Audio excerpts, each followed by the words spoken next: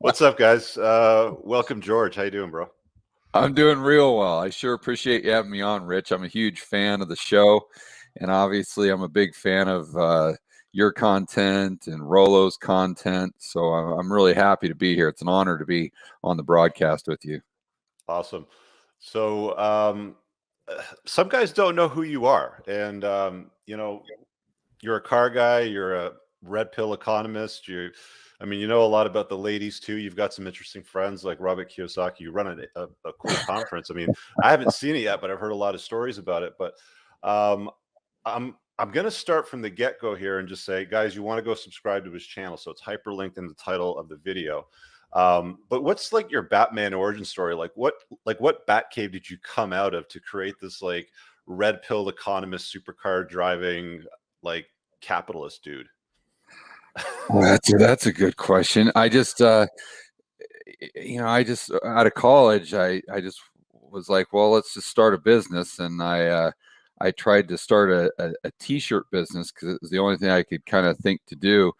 And at the time, I was living in Vegas, and so I didn't know anything about it, but I'm like, well, I'll just set this up, and I need a gig that I can work nights.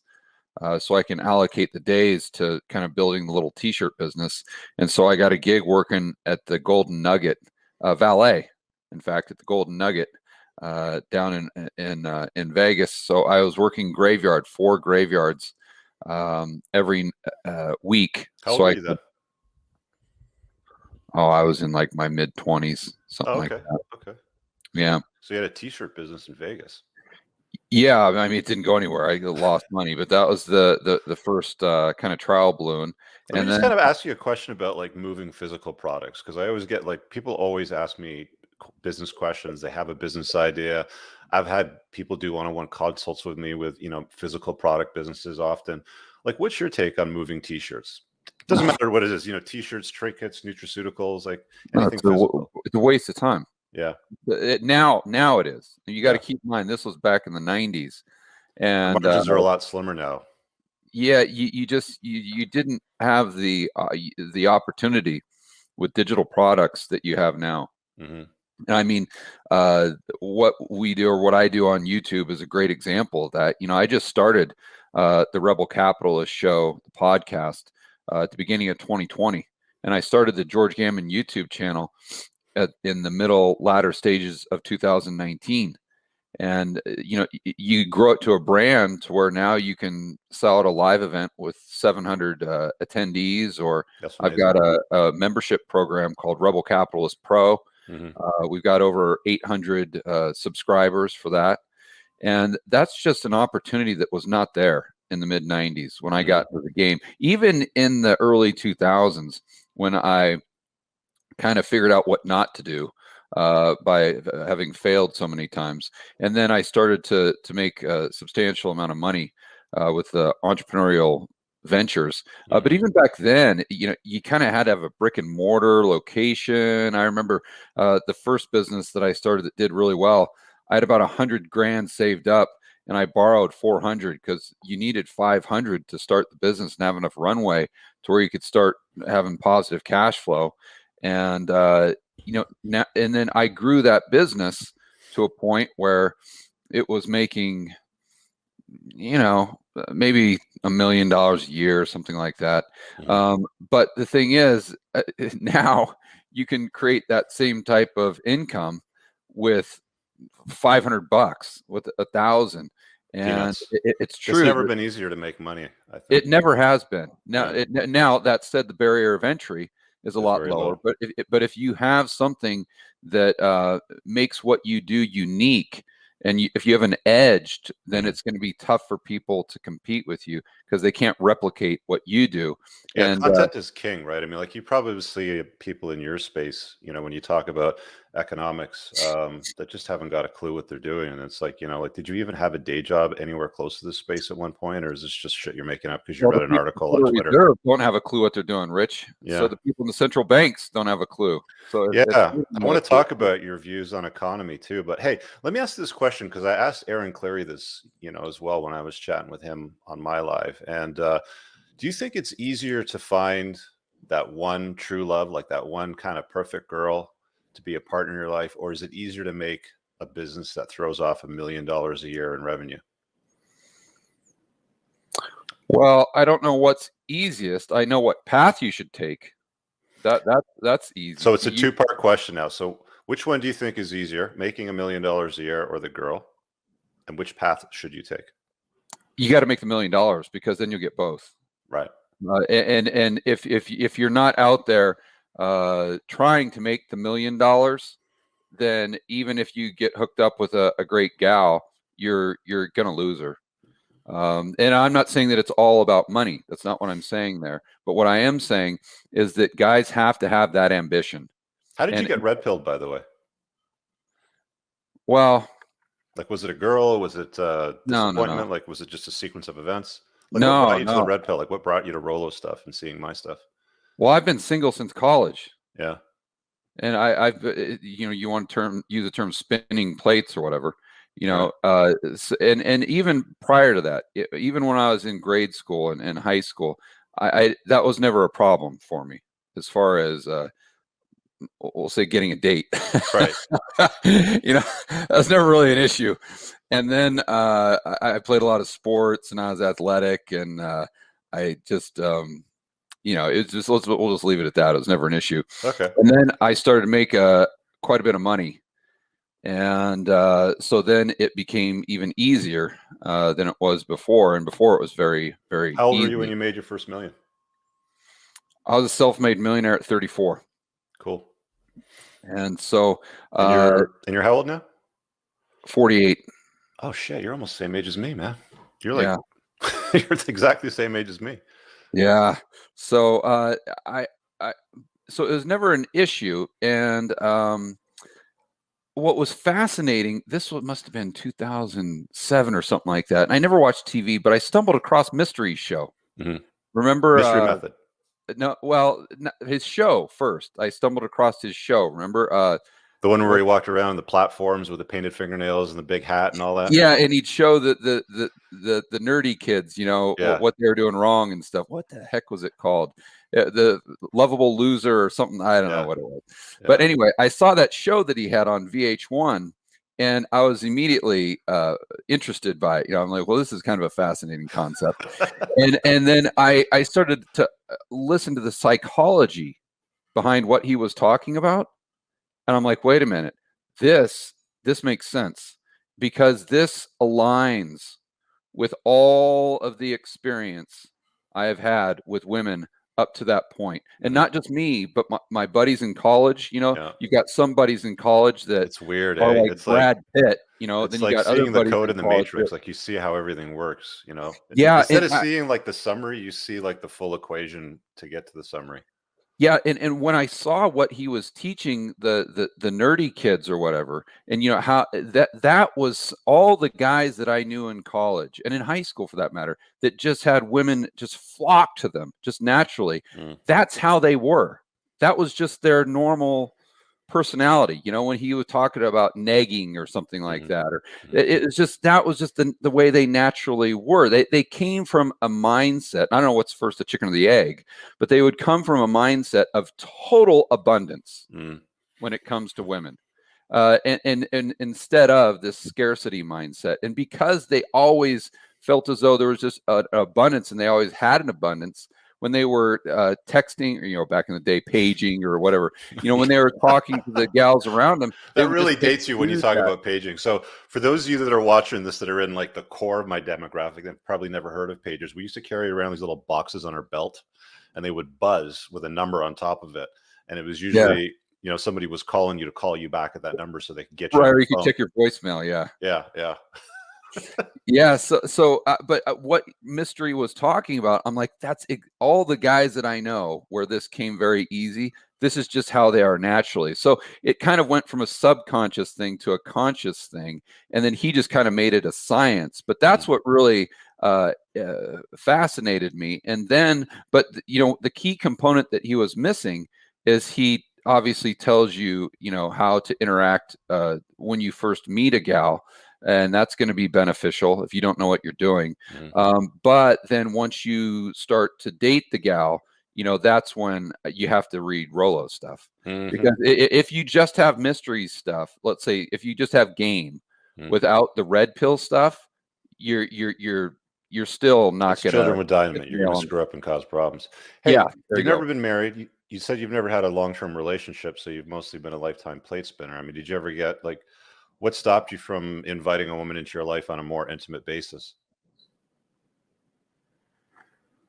I think there's a lot of things. First and foremost, when I got out of college,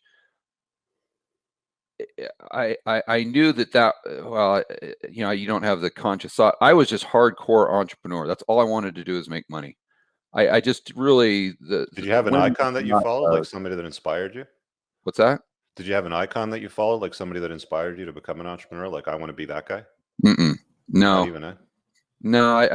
I wanted to make money, and I Mhm. wanted to figure out ways to make money. And once I got my claws into something, I've been like this my whole life. I get very OCD, Yeah. and so it can be good and it can be bad. But I'd get into a business and I just get tunnel vision, where I wouldn't date. I mean, I'd go out with gals here and there, but it wasn't even part of my conscious thought for a long periods of time when I was just hyper focused Mhm. on building a business, as an example. So, there's a lot of things that go into it. I've always been very independent.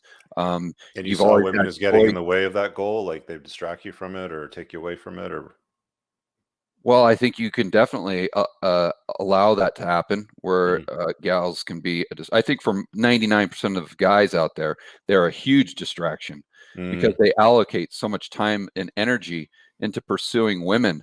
When if they would just take that same time and energy into pursuing their business or pursuing excellence, like you say, the Mhm. women would fall into place. See, that's what guys don't understand. They Mhm. think that they actively have to pursue women, and it's not the case. If you pursue other things, and if you pursue personal growth and professional growth, then you don't have to pursue the women. They'll pursue you. And It's 4 words: chase excellence, not women. yeah, That's all you need to know. I mean, if you yeah. can do that well, and, when women start coming into your life, you don't screw it up by being a total simp or like a plugged in beta. Um, it's not hard and it's fun. Yeah, yeah, and the magic to what you just said is not only if you're single, but if you are in a relationship, it's just as applicable, if Mhm. not more so, There's because a lot of guys with a lot of money out there, and I'm sure you see a lot of them too, that have been very successful. They've put a dent in the universe. They've built some kind of world-class product or service. They've changed people's lives. Things have improved, and they have a massive store of value of it, with AKA money, as a result of that. But they just like suck so bad with women, man. Like they've been through multiple marriages. They have just women that they just bend the knee to completely, even though they're like champions of their craft. I'm not going to mention any names, but you and I both know people that I'm very very good friends with Mhm. that would admit that they fall into that category to a great degree. Happens to a lot of men, man, and I wish I could talk to more of those guys, right? Like, I talk to a lot of dudes, but those guys would have the biggest effect because of what they do in their lives with their businesses.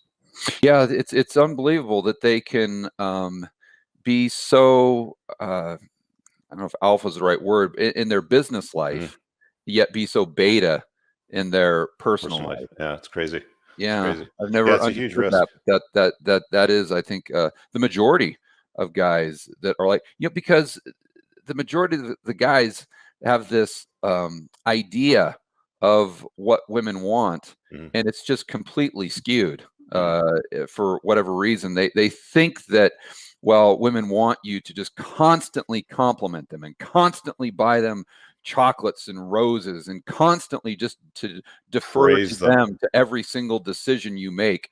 And what they don't understand, yeah, is that's not the way it works. That's Doesn't not what work. they want. And I think even gals who are honest, if you say, hey, would you want a guy who behaves this way or this way? They'd say, no, no, no, that other. If they're too sappy, if they're too over the top, it's just a complete turnoff. But it's not to say that you have to be a jerk or you have to be an asshole. No. That's really, and Yeah, see, you figured it out. guys take it too far. Mhm. and then they become a jerk. You've got to be this even kind of right in the middle, I think. And not to be cliche, but if you look at like a James Bond type figure, how you're in control, you've maintained frame, Mhm. to use your term, but at the same time you're a gentleman. When you're in the presence of that gal, you're an extreme gentleman, Mhm. but you're calling the shots, and you are someone that any woman would look up to and actually respect. And I think women respect ambition, and they also respect a guy that's a decision maker, that is a leader of other men, that can solve problems, Mhm. and that can take control of a situation, while at the same time someone that's going to treat them well. Yeah. And guys just James Bond conflate is like all the of those things perfect and don't get avatar it. for that. I think you really, hit the nail on the head because I've talked to a lot of guys now privately that are seasoned gentlemen, and I think the James Bond avatar is probably the best way to accurately define that. You want to aim for a target, aim for that. It's not a bad target to aim for. Yeah, it's just you're in control of you. You You know what? got Speaking your of that picture, you're target, in control, but yet you're a gentleman at the same time. You're not a prick. You're not arrogant. You're not over the exactly. top. Yeah, and speaking of that target, James Bond happened to be a car guy. He had a thing for Aston Martins. Yeah, yeah. I had an Aston back in I think it's 2011 or something, and it's just a piece of garbage. It's a DB9, and it was it was fun Did to you have look the at. V12 in it? Yeah, I had the V12. I It, came I came this close to buying a 2008 DBS, the one from yeah, Casino Royale, even in yeah, like the same colors, from the film with like that like the metallic silver. gray. Oh, it was gorgeous car. Gorgeous car. It was like 120 grand when I was looking at it. They're like well over 220,000. Like some of these things can really pump up in value. Yeah, yeah, they can't. Well, especially some of the right cars, Mhm. they're really a store of value, and they can definitely appreciate. That's for sure. Do you have Um, any cars as like investments right now? Because I I mean, have a bunch of trucks. I talk trucks, eh? about that on my channel all the time.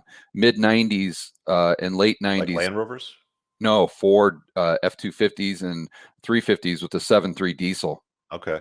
I've collected a ton of them, and man, they stay really consistent with inflation, and they've appreciated massively over the Mm. past 2 or 3 Are years those or fun to so. drive? Like, I mean, I've driven a couple of big diesel trucks, but I always found them just kind of like, you know, I feel like I should have a trailer on them and towing something. Yeah, I mean, I don't know that I would buy it because it's fun to drive. It all depends where you live too. Like right now, I've got one of them up that well, it's a long story, but I've got one here in my garage, and I'm in a high-rise condominium building that has valet, Mhm. and all the parking is underground, and it's a pain in the ass. Trying to park the thing and get it around and stuff, and it's definitely not the McLaren, so I've got to figure out another Yeah, daily driver car. what's the scoop on the McLaren? So you got a 570 GT. GT, which is, let me see if I can find a picture because I was actually looking at these too. And 570 GT. And how long you had it? Just a couple months or so. I bought it when I was in Miami for my live event, and Yeah. I kind of go in and out of cars maybe once every 6 months or so. I don't know if I'll still be in the States next year. We'll see how the world looks, Yeah. but I just signed a 6 month lease here, so I thought it'd be a fun car to have, and I figured I could just flip it at Barrett Yeah, Jackson it's a in really nice January. swoopy looking body design, and it's got a slightly softer suspension. The springs are like 10% softer or something like Yeah, that. But it's yeah. got the same power as the 570, so it's a rapid car. I mean, I drove the 570. Yeah, it's really quick. There's some Oh, quality here. issues. Yeah, quality here. We were talking about these, before we went live, and I was talking to you about the Elva, which is this thing over here. A friend of mine just bought this thing. Wow. There's no windshield, there's no roof to it. You have to wear helmets. Depending on how you spec it, and this one has a livery paint job. Like this is not stickers in the car. Like this is painted that way from the factory. Yeah. These things can be upwards of like 1.5, 2 million, 2.5 million, depending on how how much you want to spend on it. Yeah. See, the thing is I always think about, okay, if I'm going to drop a That's the million LT I in was telling you a about car, earlier too. So that's a 765 LT. Yeah. Yeah. I mean, they're fantastic cars and they're just wicked fast. Oh yeah. I just think I don't want to say that the construction quality is poor, but it's just not as solid as The like fit and a finish. Mercedes. The Like we were talking before we went live, there's yeah, like trim pieces that you kind of push and they like wobble a little bit, yeah, where if yeah. you get a Mercedes as an example, Everything's perfect. everything's just going to Robots be, built it. Yeah. yeah, it's just going to be solid. And I had a Gallardo back in the day, and that was fantastic. Yeah. It was just really put together. But basically, you're buying an Audi Hmm. with a V10 Lamborghini engine in it. That's what Yeah. the Gallardo was. And Yeah. so, You know that engine it, was hand built by Porsche. That contract was sent to Porsche to build the I engines didn't for know the that. yeah for the R8 and for the Gallardo generation. I think leading up to the Huracan. I'm not sure if they still do it for that, but for the R8s and the Gallardos at the time, they were hand built by Porsche. Great engines. Yeah, I mean, I've got an R8, so I think you already know this, and most of my viewers. I mean, I don't post as many car videos as I used to, but that R8 is also a store of value, right? yeah, It's that's really been a store of value. yeah, like the V10s with the manuals. I saw one that sold on Bring a Trailer the other day for 270,000 for a 2012.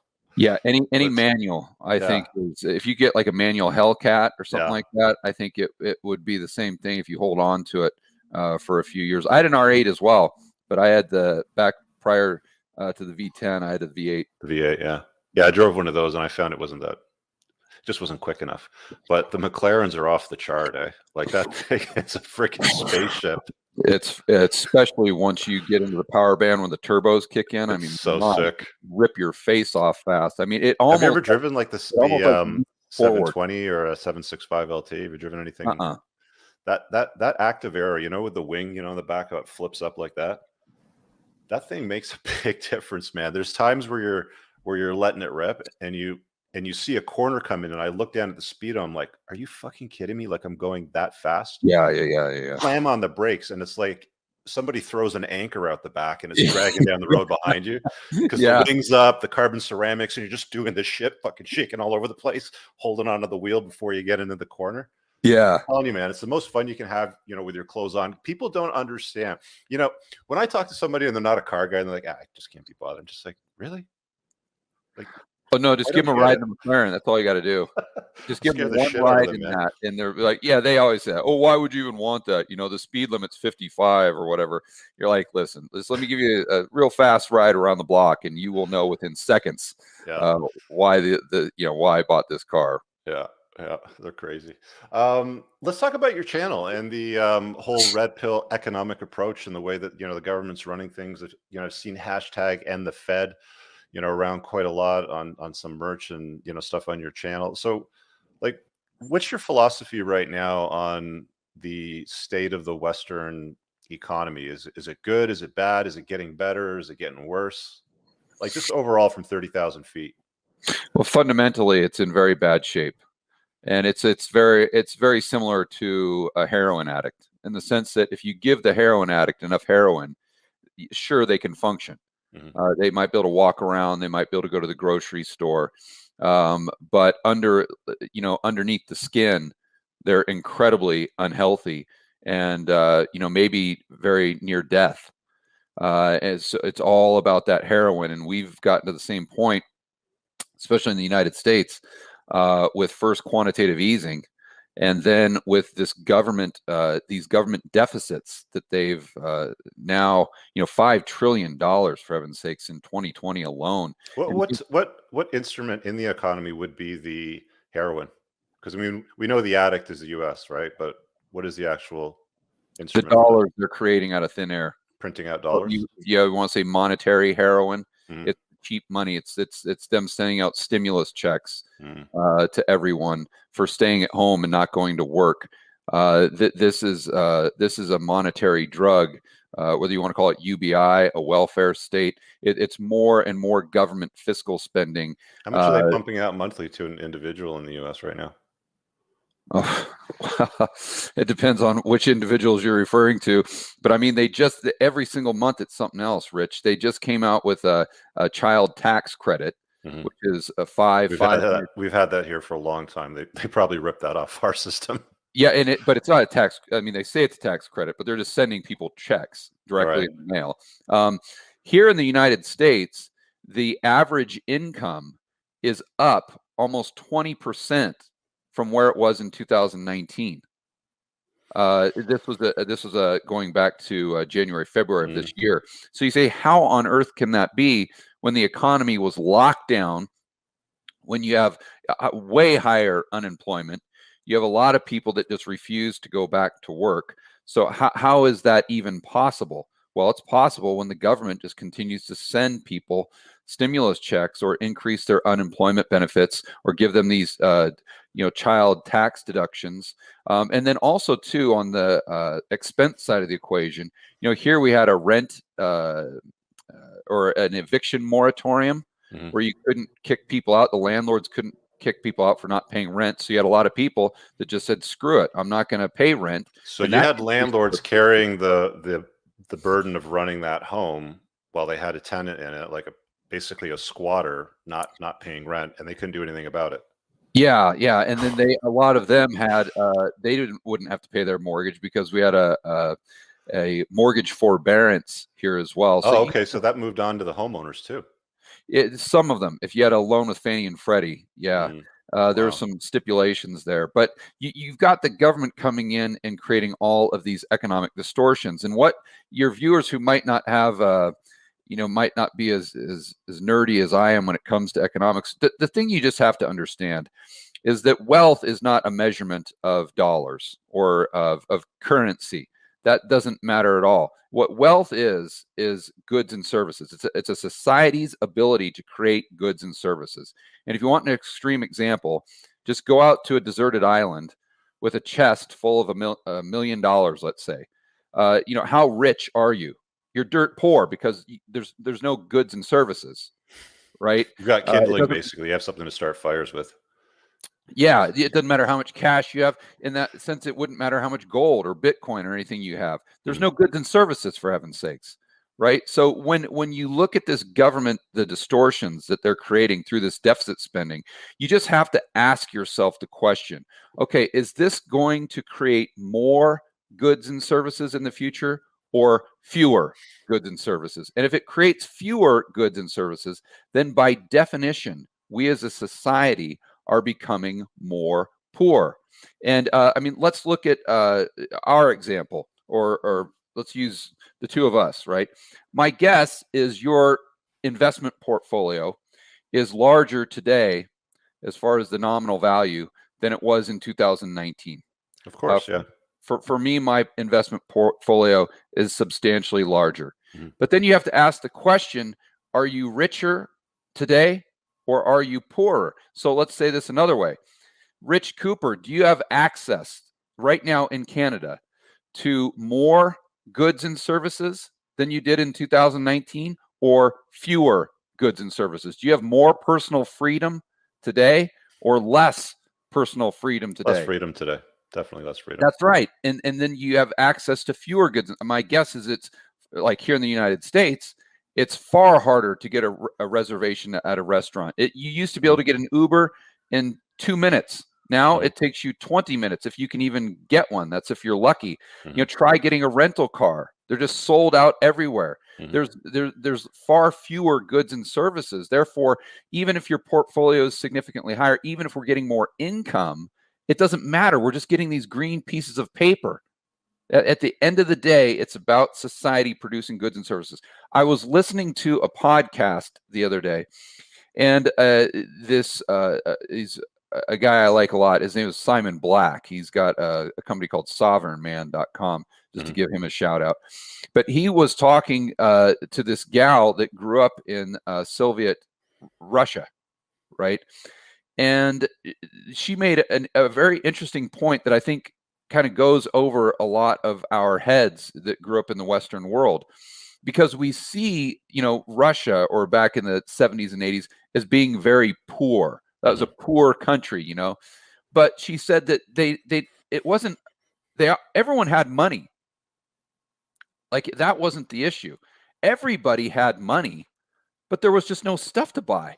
So you sit there and you see a line, you have to wait in line for 5 hours to get a loaf of bread. Mm-hmm. And in the US, we associate that with not having enough money. But no, that's not the problem.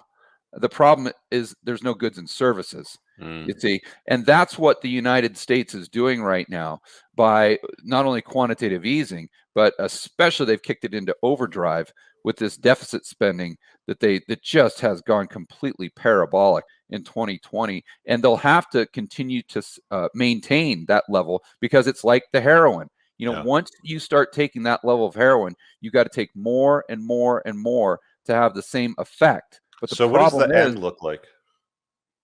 what's that? What does the end look like? Like how does this end? Where do you think this is going to go?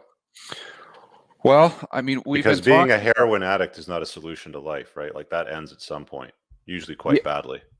Yeah, and that's exactly how it's going to end for the U.S. economy. So you have to have a deleveraging, just like the heroin addict has to get off the drug. Mm-hmm. But that time where they go through the withdrawals is very, very difficult, and it's extremely painful.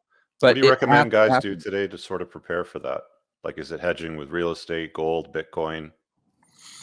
Well, that's a very broad question. I think that you have to, you've got to buy correctly. Mhm. You've got to buy things when they're cheap. You've got to sell them when they're expensive. But I think Mhm. that the things that just the everyday person can do is make sure you've got some gold.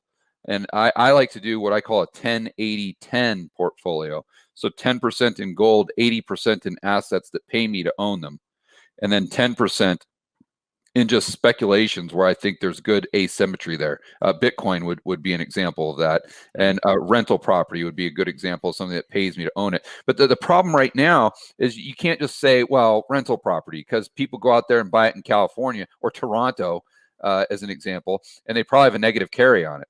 Well, I have a rental property in Toronto that I've had for, I don't know, since 2014 or something like that. So do you have positive cash flow? I do, because I don't owe much on it. But the rents have come down from like 2950, maybe 3000 a few years ago to about 2600. Oh, wow. Rents And are the going. value of the property, it's not moved much. I mean, it's pretty static. If anything, with inflation, it's probably a losing bet right now as far as value, but that might change in a few years. I mean, people are moving out of cities, right? That's why there's so many vacancies. Yeah, well, here rents are going up pretty much everywhere. But see, that's a good example of Where do you live? You're in Arizona, right? Yeah, I'm in Arizona right now. I mean, Okay. who knows where I'll be in 6 months, but I think it's a matter of the deal, and the numbers, and it's not just a blanket statement. Now, back in 2012, you could have said, yeah, just buy real estate. Mhm. It's cheap. Mhm. Today you can't do that, and you have to understand how to utilize debt, because in the United States, as an example, that's really your asset when you're buying real estate. Now it shouldn't be, but unfortunately it is. The debt, the 30-year fixed rate mortgage, is your asset, because if we get substantial inflation, which I think we will long term, then you're going to be paying that loan back with devalued dollars. And Mhm. if you're paying the loan back with devalued dollars, that's a transfer of wealth, purchasing power, from the lender to the borrower.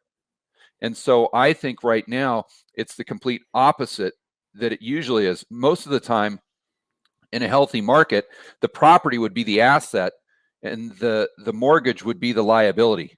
But I think it's flopped to where now the liability is the property, because you're buying at all-time highs, but the asset is the 30-year fixed rate mortgage. That's where you're going to make your purchasing power, that will compensate you from probably your loss of purchasing power that you'll have with the property. And people forget that you can lose purchasing power in real terms, but increase in nominal terms. So as an example, and very few people, especially real estate, because the real estate guys get down in the weeds about the real estate, but they forget about macro.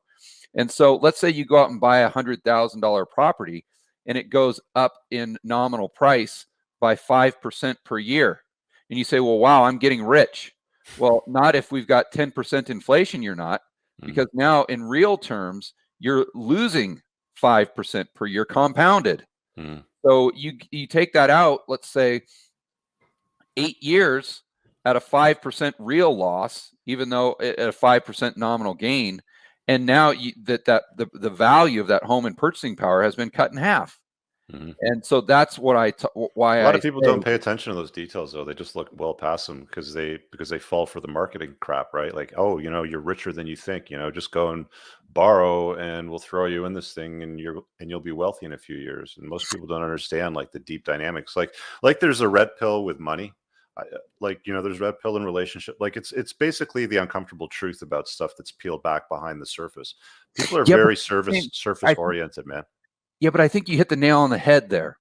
And if I know that's kind of a blanket term, red pill, and it gets way overused, Mm-hmm. but the concept is the same. Is that we, whether it's with relationships, men and women, we've been lied to for a long time. Mm-hmm. The way that they tell you the world works is not the way it works in reality, and it's the exact same thing with economics and investing. The way you were told it works, that's completely irrelevant. You're whistling by the graveyard, so Mm-hmm. to speak. And if you want to take that economic or investing red pill, you're going to go through the same process as you went through by taking the red pill and looking at the opposite sex and relationships. It's going to be a struggle because of how you've been conditioned to view the world. And we've been conditioned to view wealth as currency units, as pieces of paper. And that is completely inaccurate. Just ask Venezuelans how wealthy they are. Because if you look at their nominal wealth, they're the wealth, every single person's a trillionaire. But of course they're dirt But poor. in a currency that has no value. That's right. That's right. So and once people start going down that path, then they start to see how things truly are, and then that, like being red pilled in anything else, is kind of like having a sixth sense, and it's a huge edge, massive edge. Mm. You said that you're only temporarily there, so I take it that you move around a lot. Like, is there a place in the world that you like sort of fancy, or you just kind of like go where the wind takes you? Yeah, I like Medellin, Colombia. I've been Mm. investing in real estate there since 2015. I've got an operation there. The climate's fantastic. The people are great.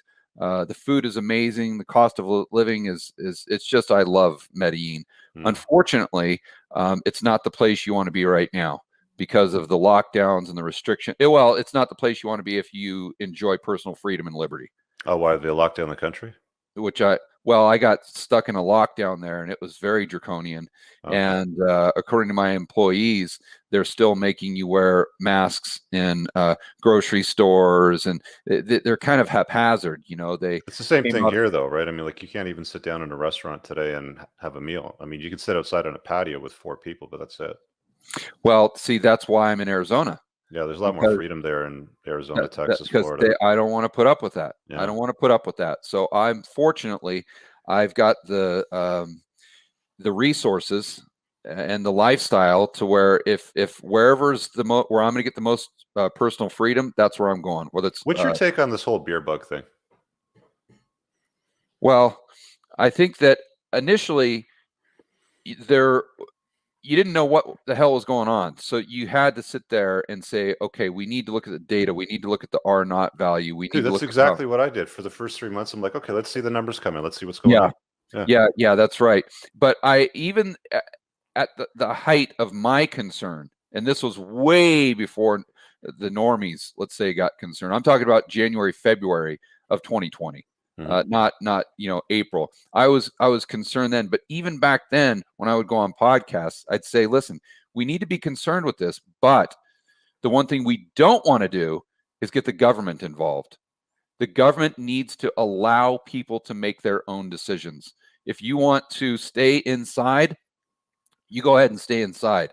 What we don't want is the government coming in and locking people in their own house at gunpoint, Yeah. or taking their businesses away and doing all of these draconian measures because once they You want a usurp big that fat red power, they're pill going to take on it back. people and humanity and society. I was watching this show on Netflix, basically about psychopath leaders around the world. I can't remember what it was called, but one of the things they said in it that really stood out is that human beings love being ruled. And I was like, oh shit.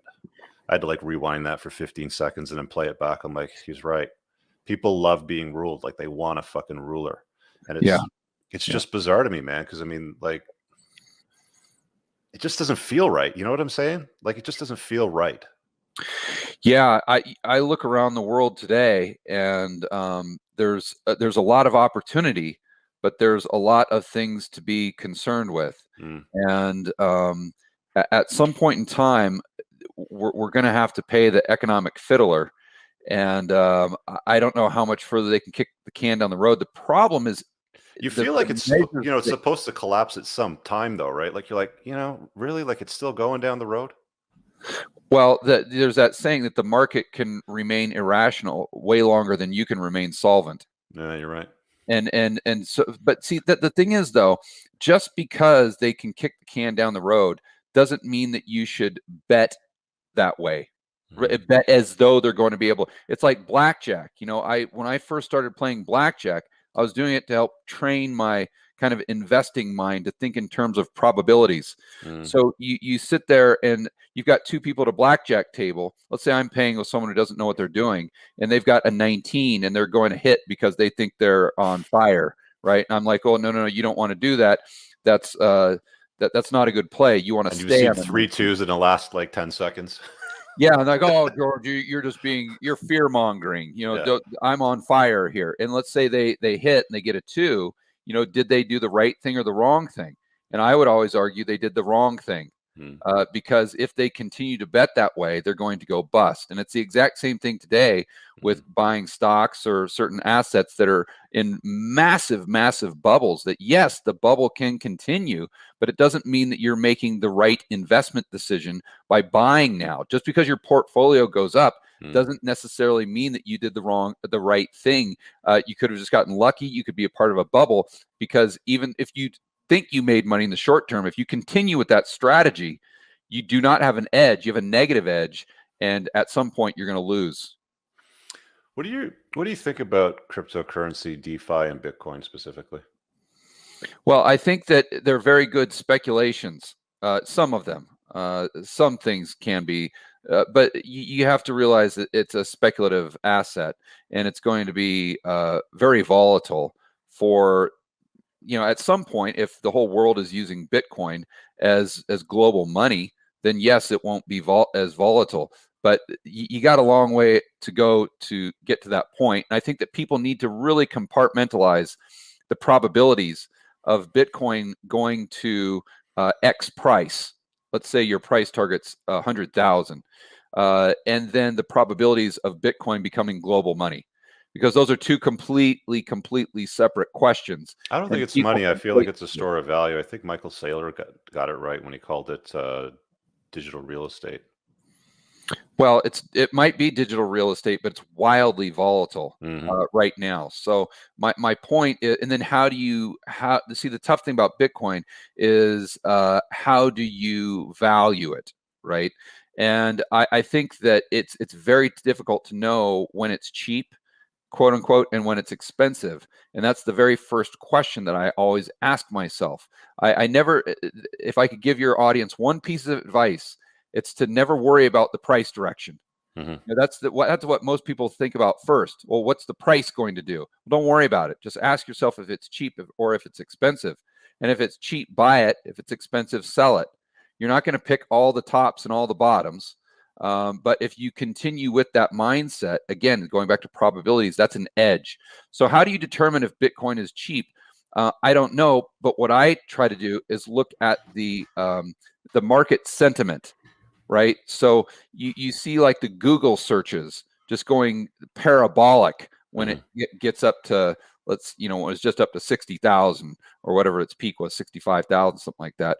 And then you see every single person on CNBC talking about it. And, you get in your Uber driver and they're talking about it. I had my housekeepers come over. When your housekeeper starts talking about it, they were talking about Bitcoin. That's when you start selling some off and taking profits. Or at least you're not buying. What I like to do is I like to have a long-term macro view, but then I like to just create kind of a watch list. right? And it doesn't mean that I have to go out there and buy everything that I'm bullish on long term. Mhm. You know, copper would be a good example of that. I do I'm like the volatility though. Like I'll be honest with you. I mean, if you're in and out and you know what you're doing, like it's good. It's you, good for you. Yeah, I think so. But as long as you compartmentalize it in your portfolio and Yeah. understand what purpose it serves, what most people do is they don't think about portfolio construction at all. They don't think about risk reward. They just sit there and look at assets and then ask themselves, okay, do I think that's going to go up in price? Yes. Okay, I buy it. What about that thing? I think that's going to go up in price. Yeah, I'm going to buy that too. They don't understand how the two assets behave together in a portfolio over the long run. Example I can give to you, Rich, is an example I got from my good buddy Chris Cole, who is the author of the Dragon Portfolio. He runs a hedge fund called Artemis Capital that specializes in volatility. And he put it better than anyone I've ever heard. He said, listen, you can have a team of 5 Michael Jordans, let's say, and you're not going to win as many championships as if you have a team with a Michael Jordan and a Dennis Rodman. Mhm. You see, Dennis Rodman, no one would ever buy or go long a Dennis Rodman by himself because he couldn't make a shot outside 2 feet, right? So no one would ever look at that asset and say, oh my gosh, I've got to buy myself a Dennis Rodman because that price is really, really, really going to go through the roof. Mhm. No, they'd have 5 Michael Jordans, you see. But over the long run, the portfolio, or in this case, the basketball team, with not only Michael Jordan, but with Dennis Rodman, is going to perform better than the team with all Michael Jordans. What about Scottie Pippen? He never Or got any Scottie mention. Pippen, or any of the other guys, Steve Kerr, that kind of made up that team. Yeah. And so that's what people have to understand with their investments in their portfolio. It's the exact same thing. I agree. They need to understand portfolio construction and not just try to figure out each asset within the portfolio if it's going up or down in price. What do you think of decentralized finance? Do you think this is something that's going to displace the financial institutions today?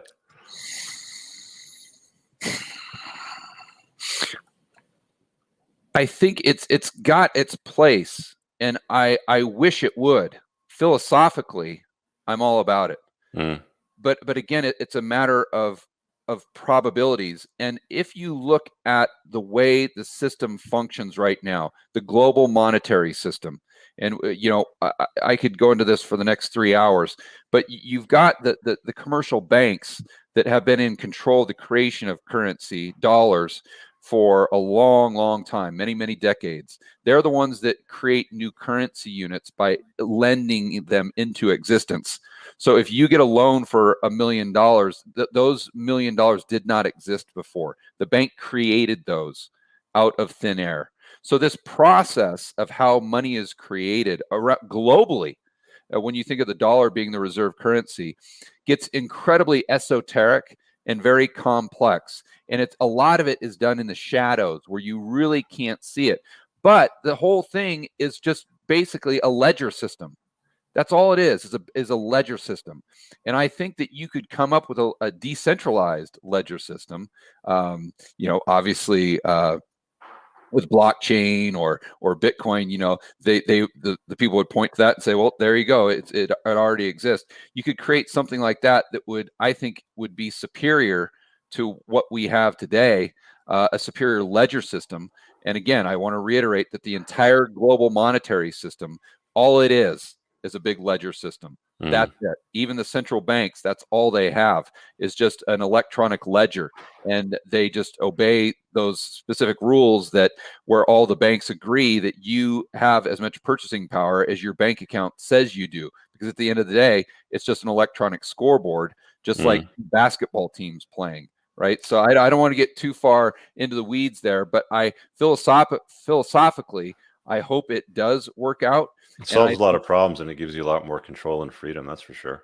Well, to the individual, that's right. But it solves problems beyond your wildest, what you can even conceive, because in order to explain how the Eurodollar system works, or the international banking cartel, or how dollars are created with the Federal Reserve, that would take the next, that'd take hours and hours and hours. But that centralized ledger system that we have right now is completely broken. And the global economy will not function again on all 8 cylinders until we fix it. And it's been broken since 2008. Yeah, and nobody, well, not nobody, but the vast majority of the population doesn't realize it's broken, because if they did, they would all move to the blockchain and decentralized finance, and it would just kind of collapse on itself. But I think what's going to have to happen is it's going to have to let people down, and they're going to be left with no other option but blockchain, Bitcoin, DeFi technology. Yeah, so I talked to Robert Breedlove about that the other day, because we always kind of try to figure out the end game. At my event, the last panel discussion we had was with myself, Brent Johnson, Jeff Snyder, and Robert Breedlove, where we tried to kind of think through what this end game looks like, right? Mhm. Like if we had a collapse in fiat currency. Did you have an agreement on that? What's that? Did you guys come to an agreement on that? No. So we said, okay, if fiat currency collapses tomorrow, then what do we do? Because everyone agrees that the global governments would have to instill confidence. So then the question becomes how. And my answer was, okay, if it happens tomorrow, then I think they would instill confidence with gold. Because it's just been the go-to for the last 5,000 years. Mm. But if this system collapses in 10 years, and let's say at that point in time, Bitcoin is being used by such a much larger Well, I think the percentage of gold the market's global what? It's population. 10 trillion? What's that? I think the gold market, comes to about 10 Yeah, trillion, and about Bitcoin. 10, and Bitcoin was up to about 1. Probably now it's Yeah, so like up 1/10 of that. So you're right. Yeah, well, it's a lot it would lower definitely be now. gold. Yeah. Yeah, but people have that familiarity with gold Mhm. at scale, and not as many people do with Bitcoin. But my point was, in 5 years or 10 years, then Could I could have change. a different answer based on how the adoption has gone with Bitcoin, not just as a store of value, but maybe even from a transactional standpoint. Mm. And then, so Snyder, who's the smartest guy on this topic I've ever seen, he kind of said, we don't know, that we would want to have a market solution, but does it exist right now? Maybe it does, maybe it doesn't. Maybe there has to be some tweaks, some changes made. But he thought that what we would get in 5 to 10 years is not going to be what we have today, because technology will advance so far. Mhm. Breedlove, who I think would consider himself a Bitcoin maximalist, thought that the answer would be Bitcoin, and that's what the private sector would gravitate towards. And then Brent Johnson said he couldn't even imagine what would happen if the fiat currency system crashed or collapsed right now. But he said that we would have to think of a market-based solution if we want a long-term. It can't be centralized again, because he thinks that's where the loss of confidence is going to be, not just with the currency, but with the government and with the global elite themselves. Mhm. And so now, whether that's Bitcoin or something else, he doesn't know. But it's a very interesting thought experiment. What percentage of the government would you just cleave off right now? Like if you had, 100%, you wanted to cleave off some of it to, like, cut off some of the fat. How much of it would you get rid of? Well, I'd take us back down to where we were prior to the Fed. So you think about that in terms of GDP, prior to the Fed, the government represented about 5% of GDP. Government spending represented about 5% of GDP. That means that the private sector represented 95%. And as pretty much everyone on this live stream or that watches this video, I think whether you're on the right or the left, you would agree that government is, for the most part, much less efficient than the private sector. So you think about, if the private sector is in control, let's say, of 95% of the economy, government 5%. Now the government spending is almost 60% of GDP in the United States. That means the private sector is only responsible for 40%. So think about that in terms of efficiencies or Mhm. lack thereof. So I would want to take it back to where government spending was 5% of GDP. A lot to unpack with that. Let's get into a couple of these super chats here because some have popped in before. Moody Millennial, George is a real deal. Friend of yours? Oh, I think he's on my live streams all the time. That's Uh, the character that I use in my whiteboard videos. okay. Michael J says, I have a great business idea that can be monetized so many ways, but I have no idea how to start. Okay, here we go. I know I need help and no compete disclosure contract. I need help finding the right help networking advice. I have advice on this. I want to hear you, George, though, but go ahead, chime in. Yeah, I think a lot of people get the paralysis of analysis, and I would just get up and do it. I think so many people get hyper focused on setting up LLCs and S corps and asset protection And and non-competes and sign or this contract. non-compete. Yeah. And listen, I agree that at some point you want to cross that bridge, but you got far bigger fish to fry, my friend. Like And making money. That's the yeah, point of a business, to make money. yeah. So I see real estate investors do this all the time, or they'll sit there and they'll spend $20,000 on setting up all these elaborate LLCs, and you'll ask them how many properties they have, and they'll say, "Well, I haven't bought one yet, but But I have a great I'm idea ready. that can be monetized and it'll blow up, George. I'm ready." Yeah, and so I always encourage them to buy the property first, Yeah. and learn, use it as an experience, and then worry about the LLC maybe 10th or 12th or 15th down the list. That shouldn't be your biggest priority. But so my point, Michael, is work on your business. I don't know what it is, but let's go out to investors. Let's get these things going. I wouldn't be so, I don't want to tell anybody this because they're going to steal my idea. Because let me tell you what, an idea is worth basically zero. I mean, I hate to break it to you, but what's most important is the execution. You can have the best idea ever, and it's not going to come to fruition. It's all about execution. So, so what if someone steals your idea? They'd still have to execute. And like, let's use Rich's channel as an example. Okay, I had this great idea. I'm going to start a YouTube channel that talks about cars and red pill and relationships and all these things. That's my great idea. Oh, okay. But what's important is how you execute. And so there, when Rich started his channel, there could have been 10 other channels that had the same type of idea, the same type of content, but Rich executed. He did it the right way, and so that's why he's here long term. And it's the same thing with a business. Focus more on the execution and less on the idea. That's very, very good advice. I co-sign all of that. How much time you got, though? By the way, I forgot to ask you at the start. We're at the 60-minute mark. It's up to you. I can go for another 30. You good for another 30? Yeah. All right. Let me ask you this question. So, what's something that you wish men today would understand? Like, if you could, have a sit down, with guys and provide some clarity on something that you see men commonly do wrong. Well, boy, as far as their investments or just in life in general? Generalize it.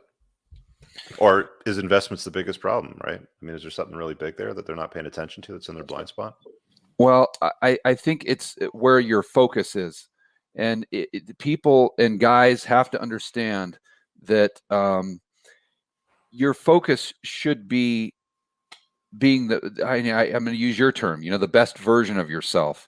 And whether it's finances, whether it's fitness, whether it's your mental state, that needs to be, everything needs to revolve around that. Because once you've got that squared away, the rest falls into place. It really does. And so many guys kind of, are chasing things that really don't matter in the grand scheme of things. They're out there chasing women, as an example. And if they would just take that same energy and allocate it to chasing something else, to improving themselves, then they would get both. Then they would have the money, they would have the lifestyle, they would have the personal freedom, which is at the end of the day is what it's all about. But then you would also have a significant amount of success with women, or with other relationships. Whether it's hanging out with people that you respect and enjoy, communicating with. Let's look at my podcast as an example. I could have sat there and focused on 100 different things, but because I sat and focused on expanding my own knowledge and creating content and trying to seek out other individuals that were a lot smarter than I was, that I could learn from and improve my own skills, now all of a sudden I've got the opportunity to set up this live event to talk to you. I've met Rolo was out at my live event. I got to meet him personally. So you get all of these opportunities by going out there and just making it happen on your own. And if I would have gone the other direction, I don't think I would have had I wouldn't have been able to have the success that I have in so many different areas. I guess that's the best way that I can put. That's That makes probably the best sense. advice I could give them. No, there's some gems in there. Jeremiah says, my advice to men under 40: stop valuing women and they will value you. Learn a skill, spend all your money on starting the business, exactly like he said. Yeah, But be careful with all your money starting a business. I like to bootstrap businesses. I mean, my view on it is, if you can't get it off the ground bootstrapped, then there's no point. Yeah, and you've got to there's so many things that I've learned over the years. Like selling the farm to start a business, I just don't ever think it's a great idea. Yeah, I was talking to I was having dinner with Robert and Kim Kiyosaki the other day, and they were telling me that one of the things that they learned at a very early age from a mentor that they had was, if you should be making money off of other people's money. And if you're not, the only reason you're not is because you're too lazy. That's exactly how they phrased it, right? So I think that the access, especially in today's world, the access to startup capital is just almost limitless. So I don't think that should be what you're most concerned with. It's going back to that execution and figuring out what gives you that edge, and then going out there and doing it. Just do it. Prove the concept, and then take the plan, and then go to someone who might be able to, or would even be interested in financing the project. It's just, guys and gals, the entrepreneurs, that they a lot of times they get things in reverse and they just get in their own way. But another thing on that note, though, is that I would want men and women to realize is that to be successful, you have to be willing to sacrifice things that other people are not willing to sacrifice. That's the bottom line. That's the only way to get ahead in the world, is you've got to get out there and hustle. And if you want to achieve, let's say you want to be in the top 5% of men, you have to be willing to sacrifice what those other 95% were not willing to sacrifice. And there is no what do they call it, cheat code. That's the term you use all the time. Cheat code to life. There is no cheat code. There's no cheat code to making money.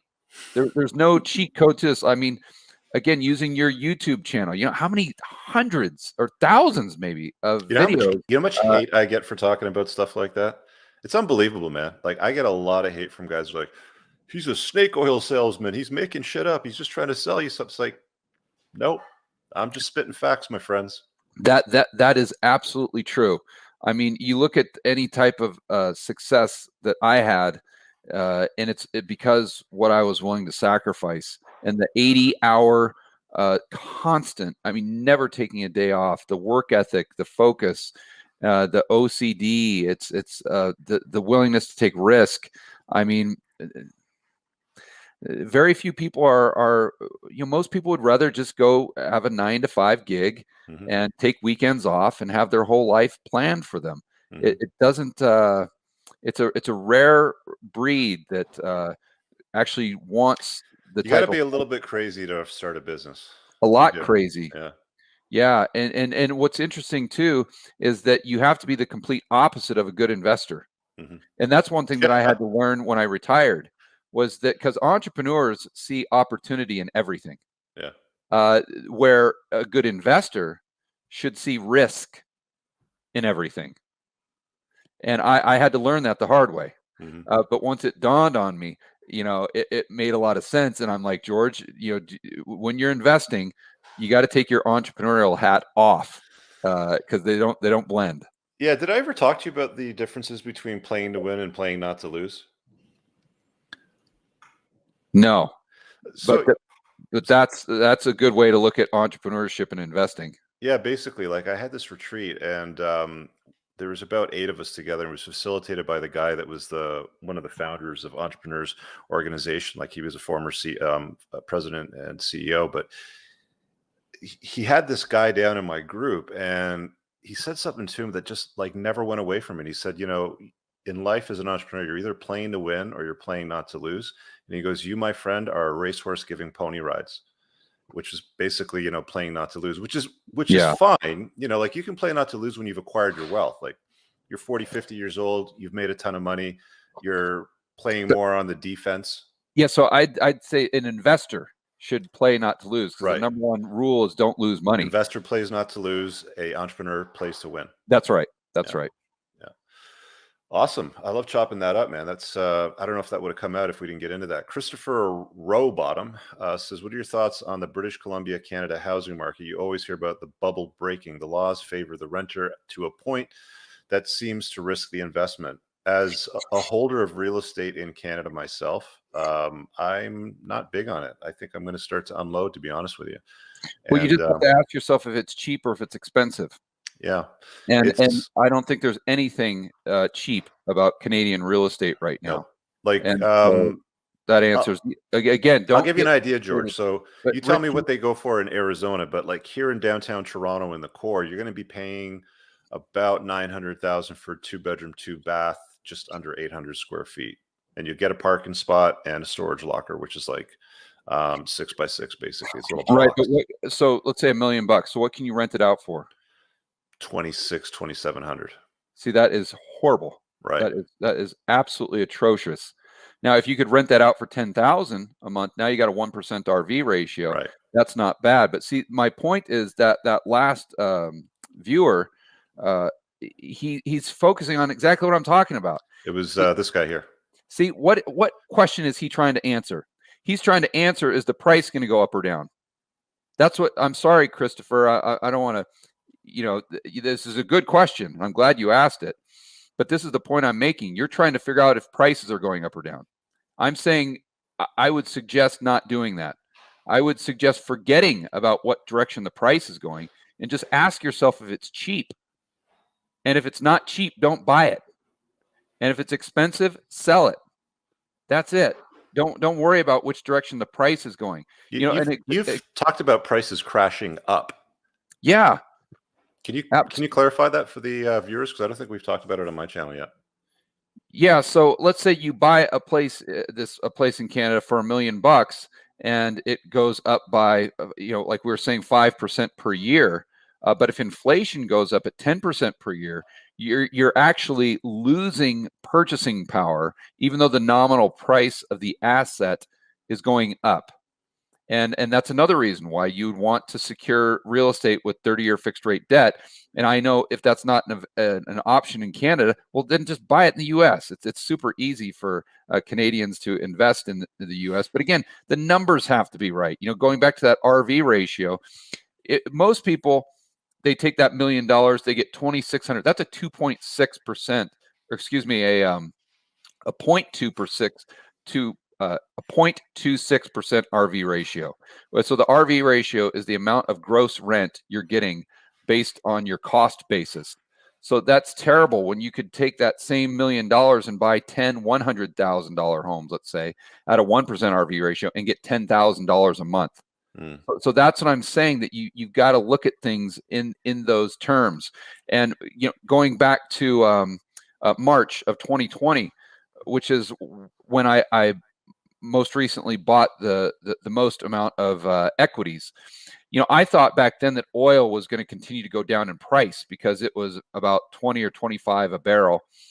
And but I wanted to play by my own rules, and I went heavy, heavy, heavy, and bought a massive amount of not only oil producers but a lot of commodity producers at the time. Now, but I thought that the price was still going down, but I still bought. Why? Because it was cheap. It was cheap. When you look at a historic chart adjusted for inflation, that's where you've got to start. And if you look at the housing market in BC or in Canada in a chart going back 40 or 50 years, adjusted for inflation, I can promise you, you're at all-time highs. Mm. And I know that by just looking at the rent and the RV ratio that you just told me. That's extremely, extremely expensive.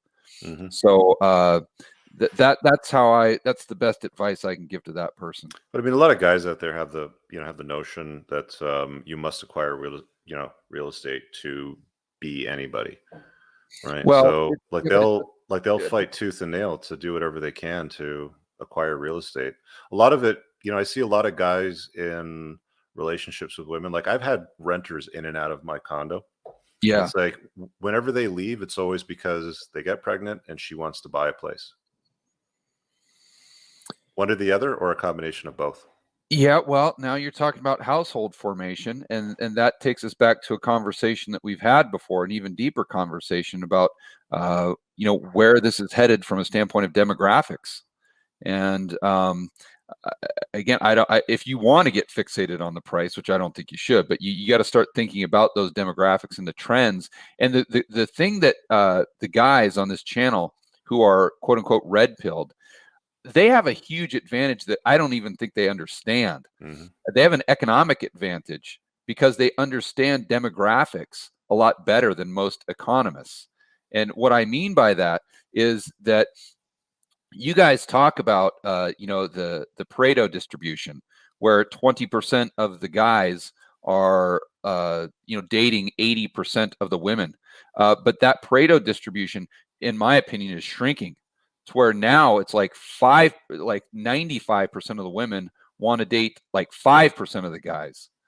And so you've got, and then you guys talk about hypergamy all the time. And with women, increasing their education levels and making more and more money, that means that there's fewer and fewer guys that are acceptable to them. Whether that they're justified or not, that's another conversation. Doesn't matter. Yeah.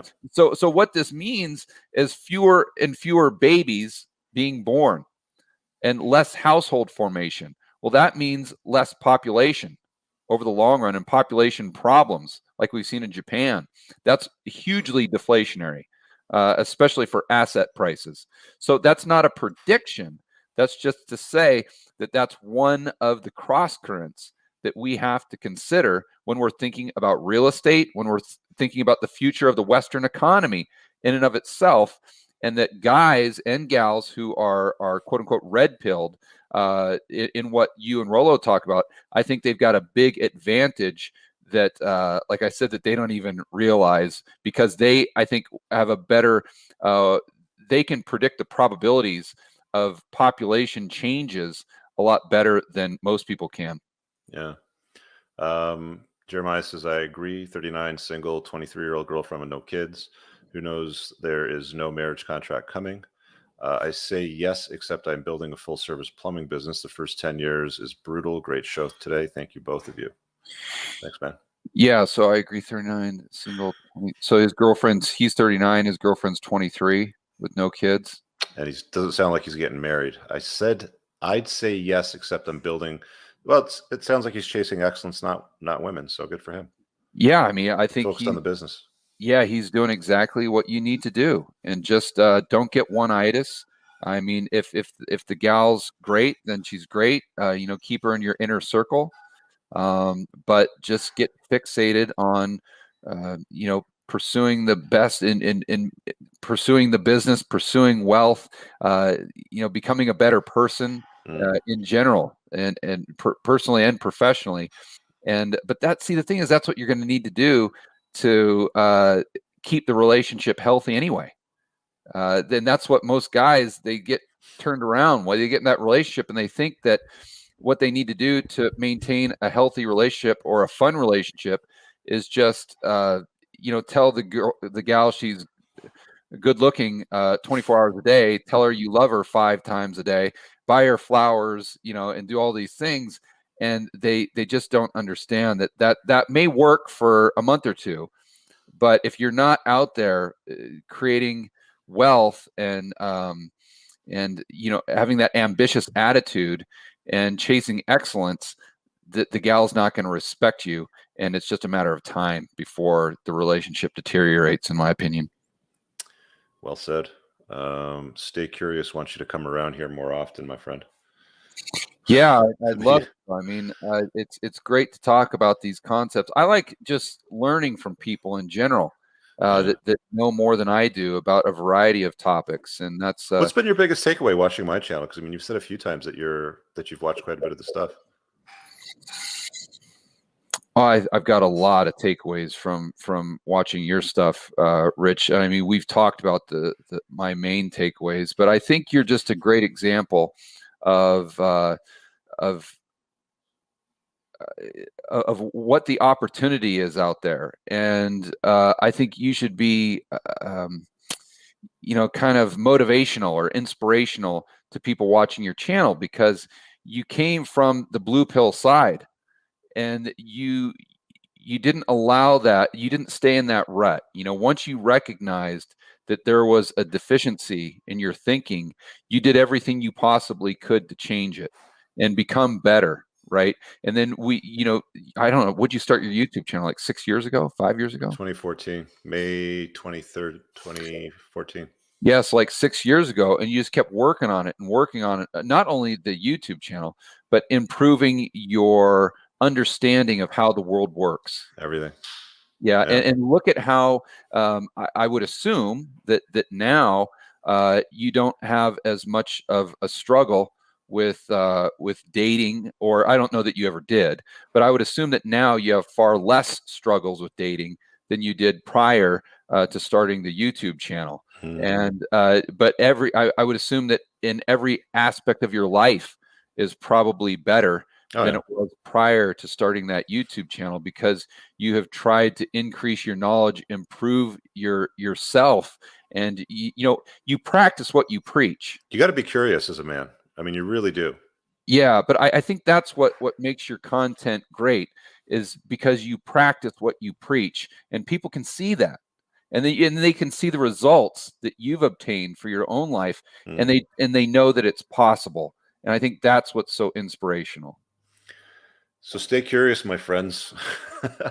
Let's get to winding this down. Who should be watching your channel, George?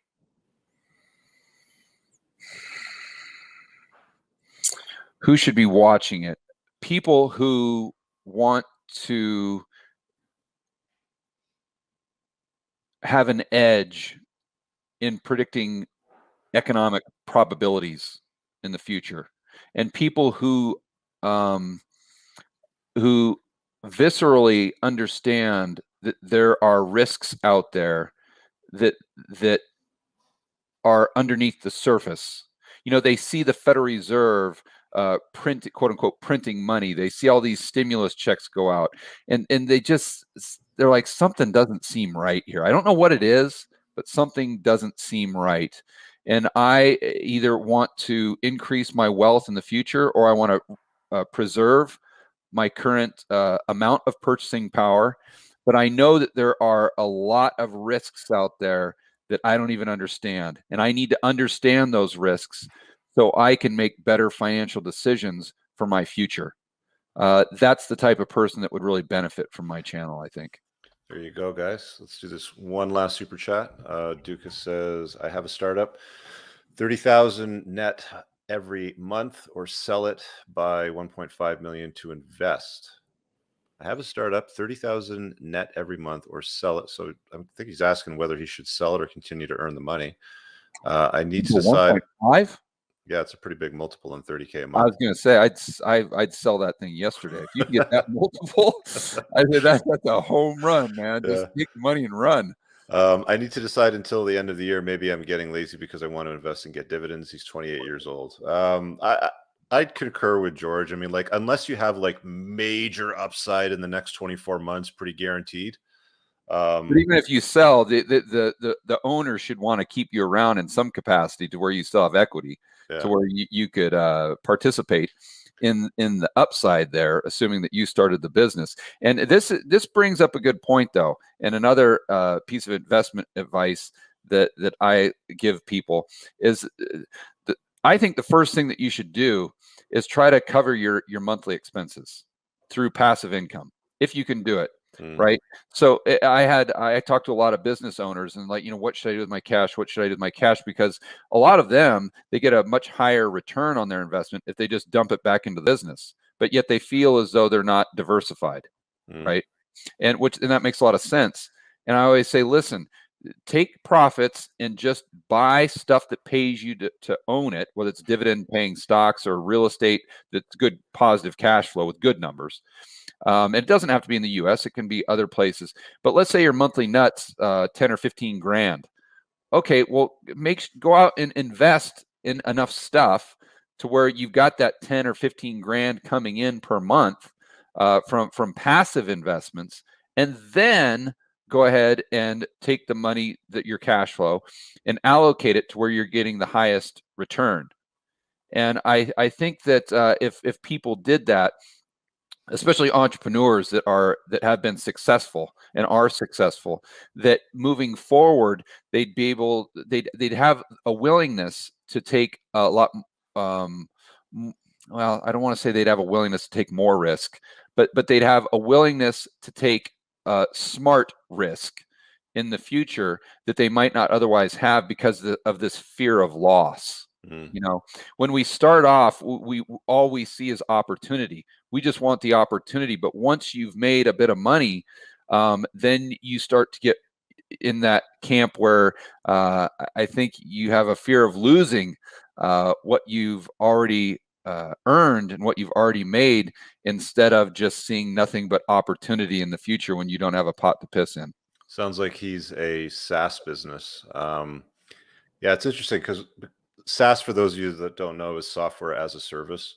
Mm. Many of them have no monthly revenue. It can sell for stupid multiples. I think, what was it? It was Instagram that sold for $1 billion like within 36 months of startup, and it didn't really have any revenue. Like, stuff like that does happen.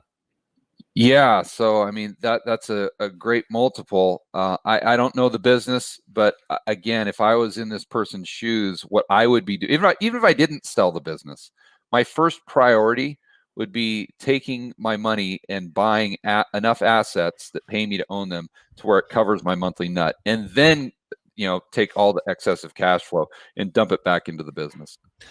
There you have it, guys. So on that note, we'll wrap up. Go subscribe to George Gammon's YouTube channel. He has a podcast show called The Rebel Capitalist. You also do a conference. What's the conference called again? Rebel Capitalist Live. Rebel Capitalist Live. So you can check that all out off his YouTube and his website as well. So thanks for joining us, George. Go subscribe.